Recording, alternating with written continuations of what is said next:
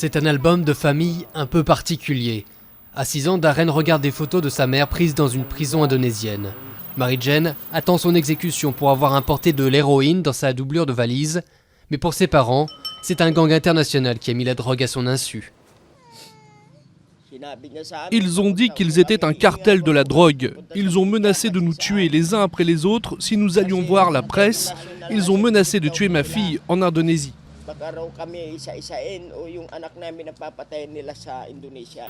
Comme elle, ils sont des millions à fuir la pauvreté du pays dans l'espoir d'un travail à l'étranger. Des cibles faciles pour les cartels de la drogue à la recherche de mules. Plus de 800 Philippins se retrouvent ainsi derrière les barreaux à travers le monde, dont 41 dans les couloirs de la mort, pour la plupart en Chine ou en Malaisie. Pourtant, le gouvernement assure qu'il fait son maximum pour prévenir ses citoyens.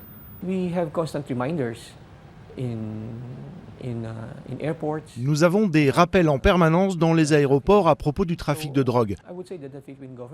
Donc je dirais que le gouvernement philippin a été actif pour avertir les gens des dangers du trafic de drogue.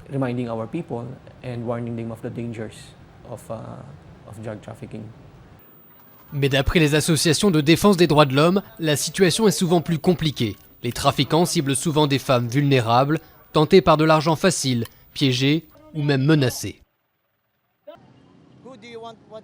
Qui voulez-vous tuer d'abord? Votre mère, votre sœur ou votre femme? Et ensuite ils sont supposés avaler l'héroïne dans un préservatif. Ils sont forcés de le faire parce qu'ils veulent sauver leur famille aux Philippines. Ce sont déjà des victimes.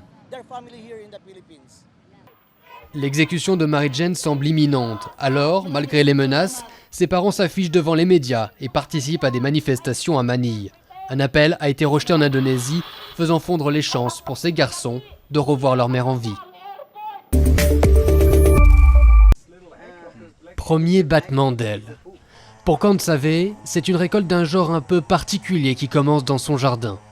Des chenilles et des œufs de papillons qu'elle va élever.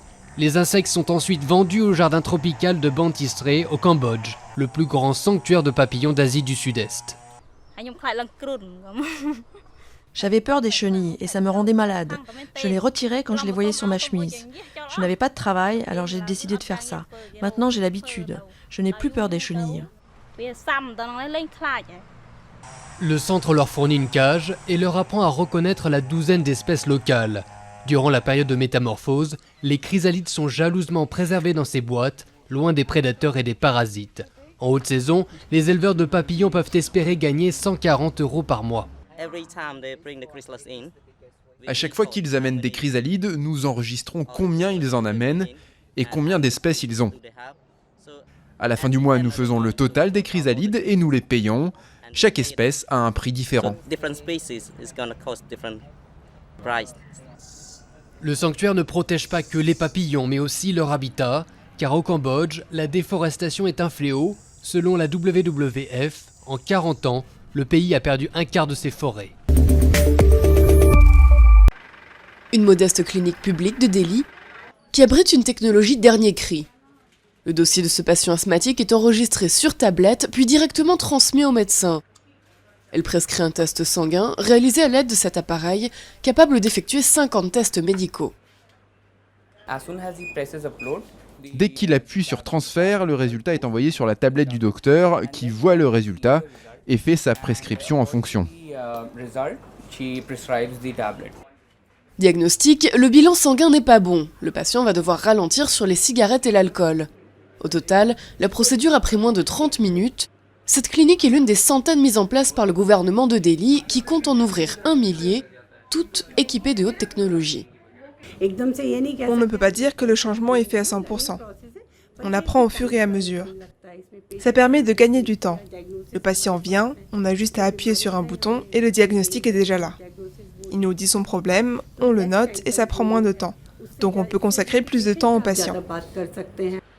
Les médicaments prescrits sont distribués gratuitement. L'objectif du projet, améliorer l'accès aux soins des plus pauvres. Derrière l'appareil médical au cœur du programme, cet ingénieur indien qui a quitté un travail bien payé aux États-Unis pour aider son pays. Utilisée dans la clinique témoin de Delhi, son invention vendue 900 € pièce va bientôt équiper d'autres centres de la capitale et a déjà été testée dans 11 pays. Nous avons des partenariats actifs en ce moment en Afrique et quelques-uns en Amérique du Sud où ça va être lancé. Mais nous avons constaté dans des pays développés comme l'Angleterre ou les États-Unis une demande pour des technologies de ce genre. Une révolution pour ceux qui ne peuvent se payer les cliniques privées, où une simple consultation coûte près de 15 €. Mais tablette ou non, pour la plupart des patients, l'important c'est de ne pas avoir à faire des heures, voire des jours d'attente. Dans les grands hôpitaux publics, il y a trop de monde. On doit enregistrer son numéro et après attendre près de 2 heures. Ici, c'est près de chez moi. Tous les services sont disponibles gratuitement. Un premier pas qui reste loin d'être suffisant en Inde, où plus de 360 millions de personnes vivent sous le seuil de pauvreté, soit un tiers de la population. Hanover Park, ses arbres, ses petites résidences et ses gangs de criminels. Dans ce petit quartier de Cape Town où vivent 45 000 habitants, près de 80 personnes meurent chaque année dans les violences entre gangs rivaux. Il y a déjà eu 2 morts par balle aujourd'hui et il n'est que 3 heures. Une ONG locale, Ceasefire, tente de rentrer en contact avec ces bandes organisées. Inspirée d'un projet similaire développé à Chicago, cette initiative a été lancée il y a 6 ans. Elle emploie d'anciens membres de gangs comme Nilon Peterson pour servir de médiateur. Avant de lancer une attaque, le chef du groupe vient me parler et on essaie de trouver un moyen pour éviter les violences.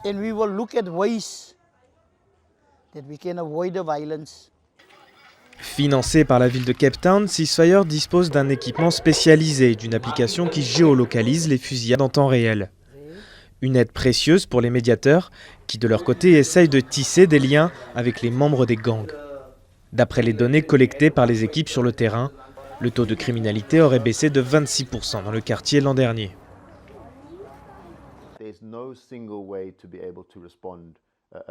Il n'existe pas une réponse unique à la violence des gangs. Ceasefire est l'un des moyens mis en place pour essayer de parler avec les membres au sein de ces groupes. Et quel meilleur moyen pour cela que des gens qui viennent de ce système, qui ont les connexions et une certaine crédibilité dans le milieu. Ils peuvent parler avec ceux que la ville n'arrive pas à atteindre.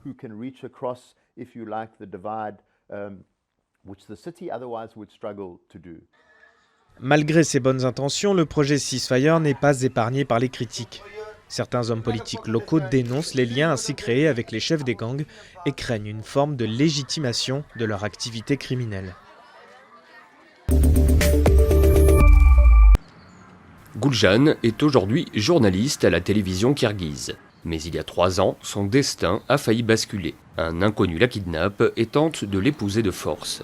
La jeune femme échappe de peu à son ravisseur et à cette coutume que l'on appelle ici ala kachou, ce qui signifie prends et cours. J'étais seule contre tous. Il n'y avait personne de mon côté. On m'a pris mon portable, je n'avais aucun soutien. Alors il ne me restait plus qu'à exiger qu'on me libère et menacer de porter plainte devant la police. Depuis 2012, cette tradition kirghize du mariage par enlèvement est un crime puni de 10 ans de prison. Pourtant, d'après l'ONU, un tiers de la population l'ignore. Jeune dessinatrice de talent, Tatiana Zelenskaya milite pour une prise de conscience collective. Elle a transposé des témoignages de victimes en court-métrage d'animation. Diffusée sur Internet, la série provoque le débat. Beaucoup de femmes ont salué ce projet. Elles disent que j'ai bien fait et qu'il faut parler de ce sujet. Quant aux commentaires négatifs, ils viennent essentiellement des hommes.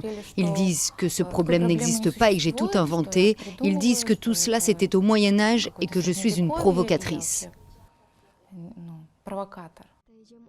Plusieurs ONG dénoncent également les pressions familiales subies par les victimes pour les empêcher de dénoncer leur enlèvement. D'après une estimation des Nations Unies, plus de 12 000 femmes et jeunes filles sont kidnappées chaque année au Kirghizstan, pays d'à peine 6 millions d'habitants.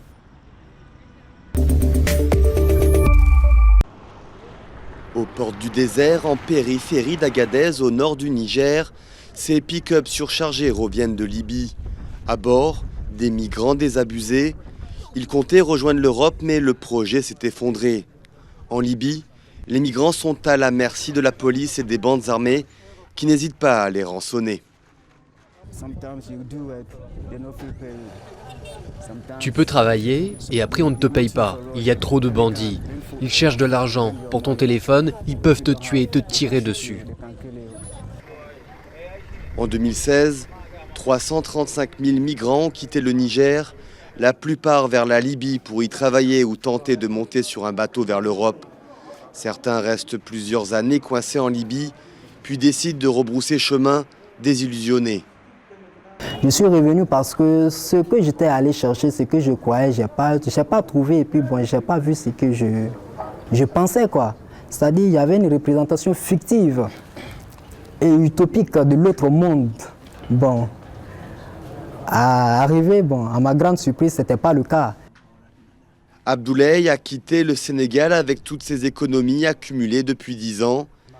Il attend avec impatience son départ dans ce foyer de fortune fourni par des passeurs. Pour lui, il est hors de question d'abandonner. Si j'ai mouru dans la route, c'est dans la route, c'est pas mauvais. Parce que j'ai quitté en Afrique pour aller chercher de l'argent pour ma famille. Si j'ai mouru quand même, c'est bon. Pour décourager les migrants, le Niger a adopté une loi interdisant leur transport. Une loi qui rend le parcours des clandestins d'autant plus périlleux.